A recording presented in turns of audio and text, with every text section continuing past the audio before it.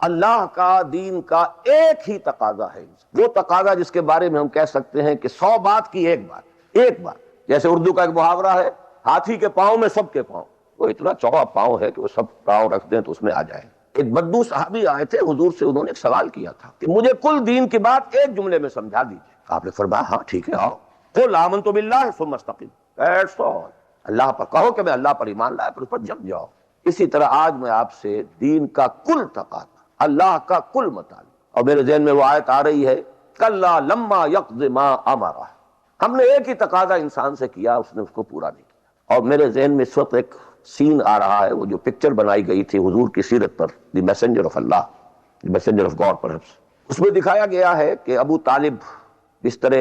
وفات پر ہیں، آخری وقت ہے، قریش کا وفد آیا ہے الٹیمیٹم لے کر کے، ابو طالب اب ہمارا صبر کا پیمانہ لبریز ہو گیا، یا تو اپنے بھتیجے کو روک لو ورنہ پھر آئیے اوپن، پھر ایک اوپن چیلنج ہے، کھلے میدان میں مقابلہ کیجیے۔ ایک جملہ اس وقت اس پکچر میں ہے جو کہا ابو طالب نے، one word, my nephew demand from you only one word, اس نے تم سے کیا تقاضا کیا ہے؟ تم سے دولت نہیں مانگی، تم سے مال نہیں مانگا، تم سے حکومت نہیں مانگی، کچھ بھی تو نہیں مانگتا، وہ ایک بات مانگتا ہے، ایک کلمہ تک مانگتا ہے۔ ابو جہل نے فوراً ریٹارٹ کیا، the one word he demands demolishes all the gods، اور ایک بات اس کی ایسی ہے کہ جو ہمارے سارے معبودوں کا تیا پانچا کر کے رکھ دیتی ہے، ختم کر دیتی ہے۔ ایک بات، دین تو ایک بات ہے۔ اسی انداز میں آپ کو بتا رہا ہوں کہ اللہ کا کل تقاضا، دین کا کل تقاضا ایک لفظ میں ہے، وہ لفظ ہے عبادت۔ تمام انبیاء کی دعوت آپ قرآن مجید میں مختلف مکی صورتوں میں پڑھیں گے، ان اعبدوا اللہ ما لکم من الہ غیرہ،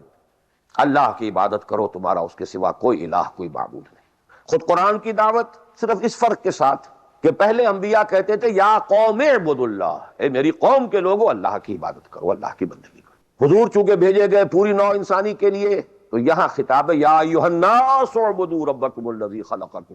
والذین من قبلکم لعلکم تتقون، اے لوگو، اے بنی آدم، بندگی کرو، پرستش کرو اپنے رب کی جس نے تمہیں پیدا کیا۔ سورہ ذاریات میں فرمایا وما خلقت الجن والانس الا لیعبدون، تمہاری غایت تخلیق ہی یہ ہے، ہم نے تمہیں پیدا ہی اس لیے کیا ہے کہ تم ہماری بندگی کرو، ہماری عبادت کرو۔ اور وہی 100 بات کی ایک بات حضرت یوسف نے اپنے قید خانے کے ساتھیوں سے کہی تھی، ان الحکم الا للہ امر لا تعبدوا الا ایہ ذلک الدین القیم۔ ایک جملے میں کل دین قیم ہے، مکمل دین ہے، اس کے سوا کسی اور کی عبادت اور بندگی نہ کرو۔ ایک لفظ ہے، ایک تقاضا ہے، ہم پورا کر دیں تو نجات بھی ہے، فوز بھی ہے، فلاح بھی ہے،